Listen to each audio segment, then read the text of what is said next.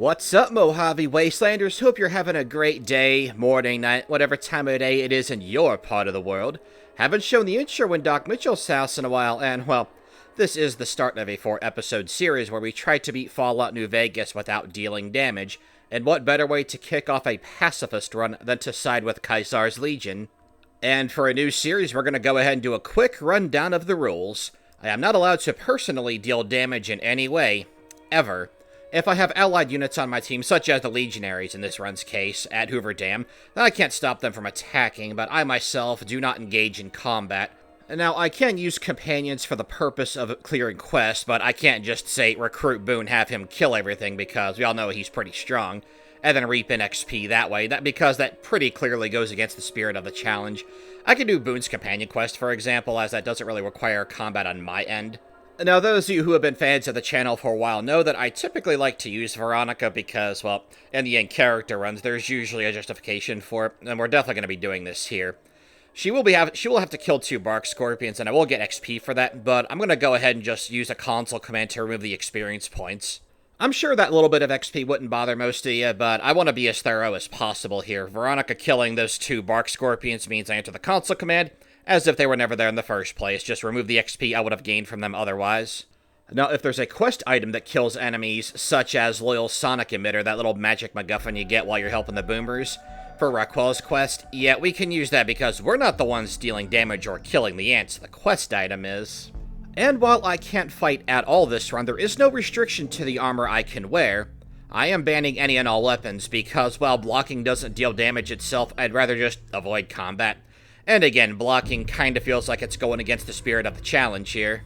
Now, just to clarify, for this run, we don't have to wear Legion gear. We are siding with them, but we're not restricted to any sort of Legion aesthetic.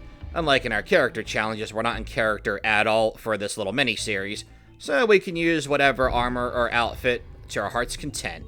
Last but not least, let's see if we can successfully complete every single main plot quest for the Legion.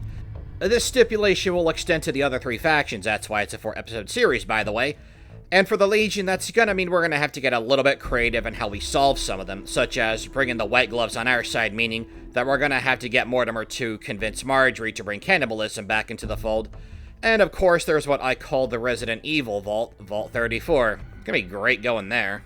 Now, of course, it would be faster to just fail the White Glove portion of the Legion story, as well as the hit job on President Kimball, as we are not punished for failing them, but don't you think it'd be a bit more interesting for us to try and have a little workaround for completing these objectives? And unlike in the Roach King run, where we killed Cassandra more early and got permanently locked out of the NCR, and I think that's what kind of made us autofill Arizona Killer, obviously, we don't have to worry about that this time, so it's going to be fun trying to come up with a solution for that, and luckily for Arizona Killer, I'm pretty confident because there are some skill checks we can use to complete this for the Legion, all without dealing damage. Now, at the start, we've seen our special allocation, and I picked those stats for a very specific reason. What's that? A New Vegas run where we don't just automatically dump Charisma? It's useful for the first time in this game's history? You betcha! Since we can't fight and won't be able to carry much anyway, I figure there's no need for strength, and perception's not going to be very useful to us either. High intelligence means we'll get more skill points per level up, and that also means we'll qualify for both educated and comprehension, 2 perks that are going to be massive in this little mini-series, especially this run. But why the 6 charisma, Roz? Why not just dump that too? Well, you're going to see why I chose that specific number for what is otherwise a, honestly, pretty useless stat in this game. And that about does it for the rules, so let's recap. We ourselves can never deal damage to our enemies. We can wear any armor we want. I went with the tribal raiding armor from the courier stash, because I just felt like looking like a raider. It has a cool look, and it's light armor, so we move faster, although the DT does leave a bit to be desired. And we have to successfully complete every major story quest for our respective faction. And of course, in this run's case, that's Caesar's Legion. Now, one great thing about this run is that we never had to hit up Red Rock Canyon because Caesar is already allied with the Great Khans. Saying that they're allies is being extremely generous, so I figure it's best we head to Nipton as fast as possible to grab that NCR uniform from the dead soldier, because we're going to need it later. From there, we go to Wolfhorn Ranch on our map so that we can fast travel to it. Getting to Cottonwood Cove ASAP is the name of the game, because that will help move things along a little later in the run. Plus, there's a fun side quest we can do there. That'll get us a good chunk of XP without us having to fight anything. And now, because we cannot fight, we are relying solely on quests and exploring to reap in experience points. Again, when we eventually fast travel to Hidden Valley, I'm just going to use the console command to remove the XP we gained from the bark scorpions that Veronica's going to be killing for us. This is why I didn't take the skilled trait, something I always grab in my runs, because +5 to all skills at the cost of 10% XP is, frankly, pretty broken. But in a run where we don't get XP by killing enemies, we're going to need every last drop of that sweet XP we can get. Luckily for us, Sergeant Astor's quest jumpstarts us quite a bit. Now, it is pretty cool that we get a nice little early boost in Legion rep, but honestly, we don't care much about reputation in this run, because we will gain Legion reputation naturally as we advance through their main story and complete their quests. I'm thinking that while we help out the Boomers, that we can go ahead and do Lucius' side quest as well, because it's there. All we gotta do is take the howitzer from the cabinet, with or without Pearl's permission. Now, not being able to fight means that we're gonna be wanting to max out our speech as quickly as possible. The Boulder City quest, perfect example of it. The Great Khan reputation doesn't mean all that much to us because we're never going to be visiting Red Rock Canyon in this run, as there's no reason to. As for the NCR, well, that reputation's going to be going down the drain, so we don't care about that either. It's the experience points that we want. And if you're curious, I picked Survival because food and drink will help restore our health. We're not playing on Hardcore mode for a change. That's pretty standard for our character-based challenges. It's kind of funny, actually, and the reason why we're not playing on Hardcore mode is because when I started this, I was considering having it be like a speedrun-ish kind of video. Not like a legit speedrun, because, of course, in speedruns, you're just going to go the yes man route because it's the fastest in the game. I was thinking, let's see how fast I can go through with Caesar's Legion, but then I was like, you know what, I'm doing side quests and stuff anyway. I'm having way too much fun with this little gimmick. So then it just became a standard pacifist run. But I will be keeping score for our 4 contenders here. Time, I'm using in-game time, of course. Our final time, our final level, all that good stuff, just for fun. Now, earlier when we ran through Nipton and grabbed that NCR uniform from the dead NCR officer, well, we grabbed all of them and then just repaired one to have like a super NCR outfit. Obviously, we're going to be cutting through Camp McCarran and just bypassing the whole credit check because, again, I did start this run with the intent of it being a speed run. And honestly, that's just a better way to go anyway, because we can avoid combat with the free side thugs if we go through the traditional way. And ever since taking the monorail was suggested to me, I've just been having a ton of fun going that way. In the tops, of course, we make a beeline for Benny, and we use Black Widow. Now, we don't deal damage to Benny, and that's really not my fault that he doesn't survive the experience, because, I mean, hey, if he's not up to the task, that's not our courier's fault. The wiki even says that Benny has a 7 strength. I'm calling BS on that. Now, I will say that if I were to do this again in the spirit of doing more stuff for the Legion, I would have let Benny flee on over to Fortification Hill. We would have maybe survived the Securitron bunker, and then had Caesar crucify him. But hey, hindsight's always 20/20. Now, I picked a female courier for Black Widow, and I figure that's the best way to deal with Benny through a non-combat encounter. So that's another thing about this series, is that we're going to have some serious girl power here. All 4 of our contenders are going to be female couriers. Now, we're not quite done here at the strip just yet. I mean, we'll eventually have to go to the Ultralux, but there is the matter of Mr. House, and Caesar will want him dead, so might as well do that while we're here. Now, with Caesar, we have to kill him. There's no other way around that. However, there is a fun little thing we can do to work around that. As we talk to Mr. House, we will eventually unlock an option to disable his cerebral interface. The game counts it as killing Mr. House, even though we haven't. Although I guess the bacteria and the microbes from the post-war era will eventually infect his super fragile body, so it's more like a slow death. Well, if anything, I think Caesar would approve even more. Obligatory mention of the Brotherhood of Steel chapter here. Go ahead, get Veronica, pickpocket the 3 guys with the key cards, set off the self-destruct sequence, hit up our stealth boy. I got the Stealth Boy from Good Spring School, but I didn't do it immediately, as you saw at the start of the run, because I wanted to get Comprehension. I may not have taken Skilled, but I did take Good-Natured, so Comprehension, Lockpick bonus magazine, plus Good-Natured bonus gave us 27, so we were easily able to unlock the safe. Well, here's a run where Veronica survives, and as you can see on our little radar, there's still plenty of Brotherhood Knights in there. We didn't get any experience points from that, and again, if we did, I would just console command get rid of it. Our little getaway isn't exactly clean, but hey, we do escape Hidden Valley Bunker without much of a hitch. Take a bit of damage, but no big deal. And I figure, hey, while we are here, let's go ahead and take care of the Boomers of Nellis while we're at it. Now, for those of you who have been fans of the show for a while, unfortunately, you know it's coming. You know who's coming, our pal Georgia boy. Unfortunately, because it's a pacifist run, we can't kill him this time. But that doesn't mean that I can't figure out a way to have him offed, and, well, I do still want his 427 bottle caps because I'm greedy like that in my Fallout New Vegas runs. Now, it appears that we do pickpocket him. He does catch us, but there's no animation where he grabs it away from us, and, well, he does start to chase us, and this is looking pretty promising. But as you can see, unfortunately, as soon as Georgia Boy hits the artillery field, he turns tail and runs back. So did we get his 427 bottle caps, and he's just kind of left there chilling? That's win-win for us. And you know our usual routine by now. We talk to Pete, and that really just gets off the boomer's ego. And one thing about this, too, is that we were able to pass quite a few of the skill checks with Pete, so we got XP out of it, and a bit of extra boomers rep, so that was nice.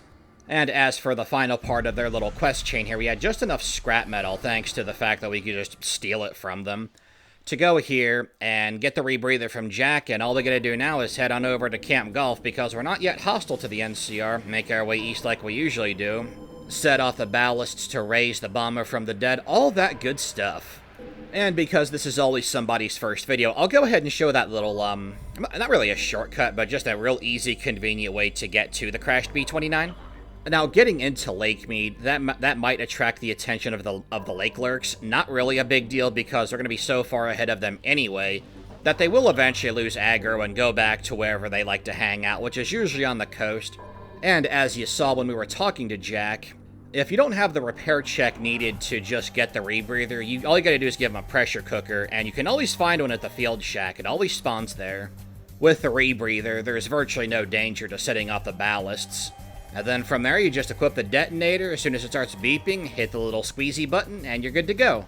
Now, I know what you're all probably thinking for the Securitron bunker here. Yeah, just go to the terminals and then shut down security.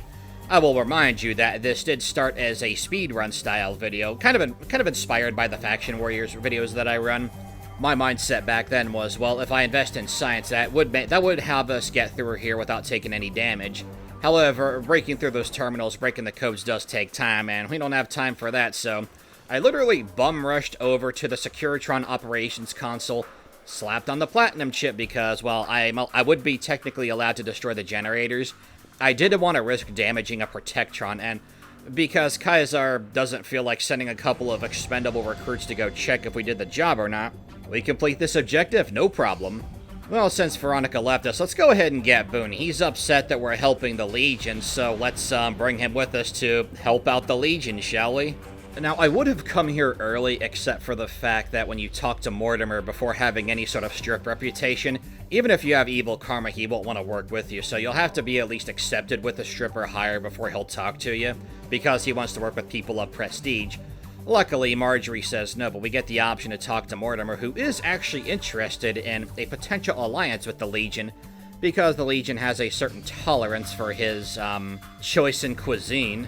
And I figure we can go ahead and do Het Gunderson's little quest while we're at it here, because unfortunately we can't cook Timmy Boy alive, because that would mean we'd have to kill him, and we're not allowed to deal damage. And hey, you know what? Boone's pretty upset with us because of us helping the Legion, but not enough to just permanently leave the party.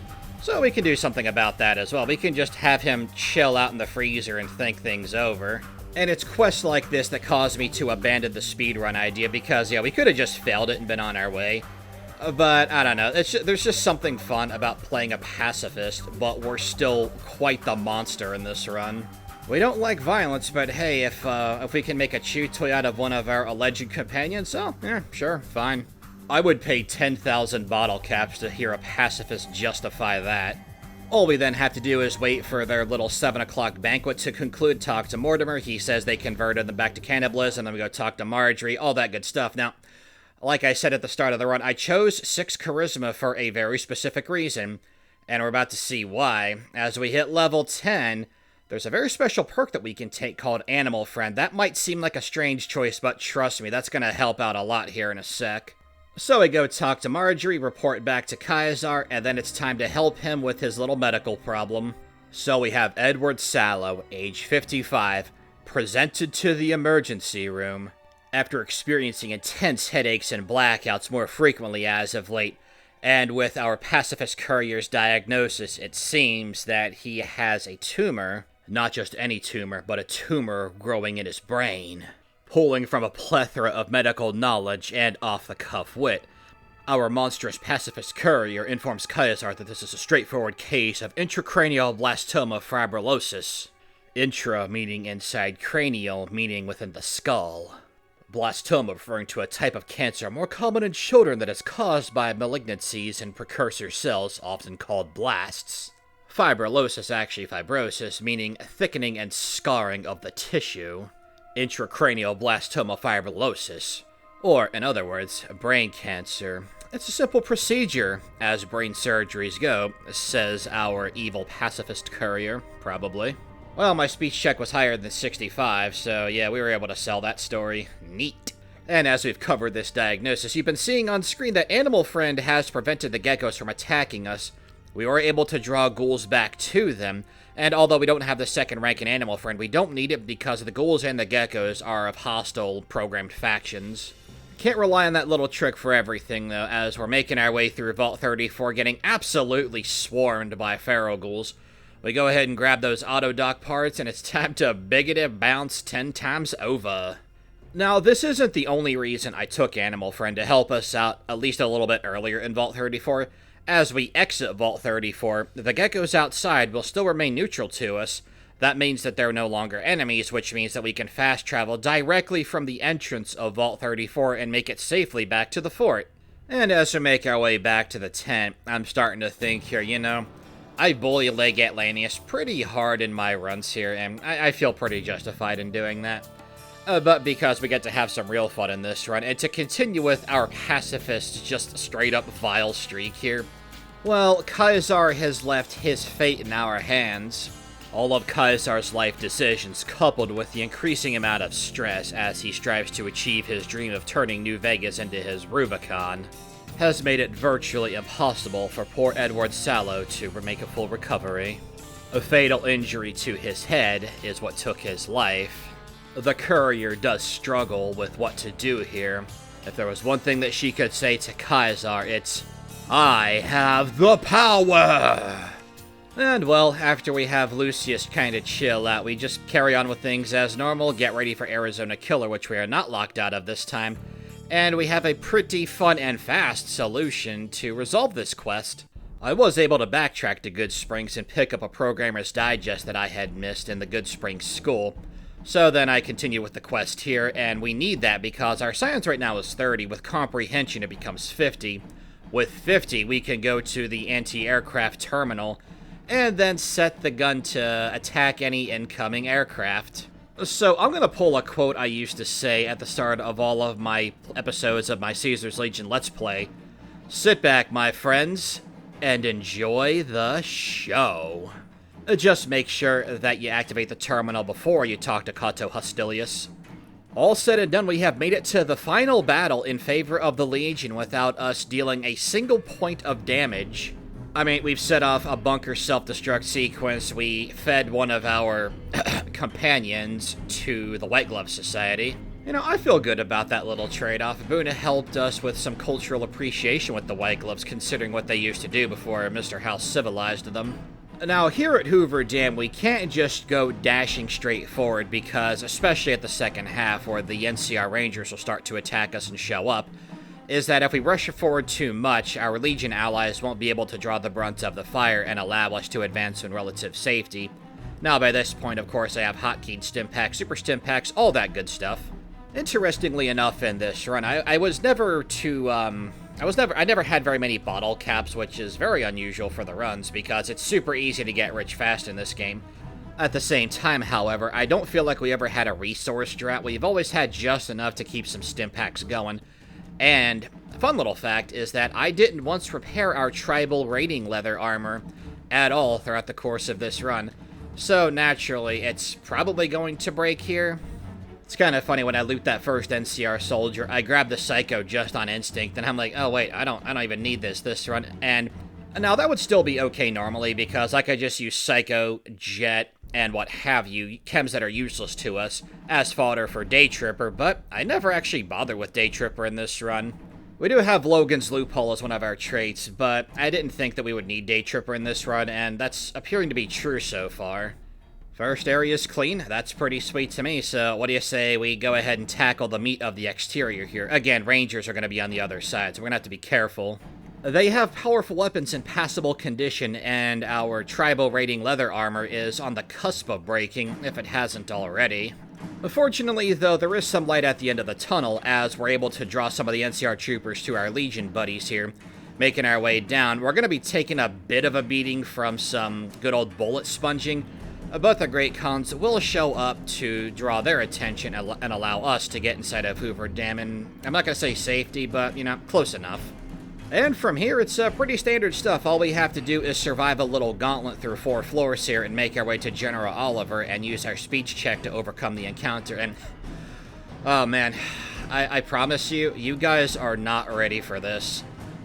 What's about to happen, I have never in my life seen this because, like, I was wanting to try to keep tabs on my in-game time here, so once we're done with Oliver, yada yada yada, we just tell him to go poop off.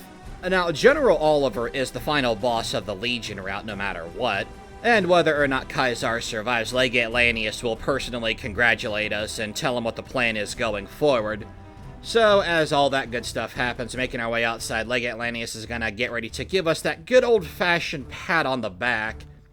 But, as I get outside, I go ahead and open up my menu, because I'm like, okay, gonna check my in-game time to tally the score for our pacifist Legion supporter here. Apparently he, decided to run off and kill one of the remaining NCR guys, and, I mean, that's all well and good, but check out what happens here. We get the dialogue as if we're approaching him in the Legate's camp like he's an enemy, and we have all the same speech options and everything. What happened to... What caused this to happen? I swear I've never heard of this glitch before. It's... I had to reload because I didn't want to break my game. I mean, we're done with the run, basically. And, I mean, yeah, once I reload the save, go through as normal, I already have our timer. So, we can talk to the Legate as usual. He congratulates us, and, yeah, that's, oh, that's it. That was a heck of an ending, I'll say. I hope you guys had fun with that run. Next up in Fallout 3, we're going to be playing as President Dave. Our next character-based New Vegas challenge is as a heavy trooper.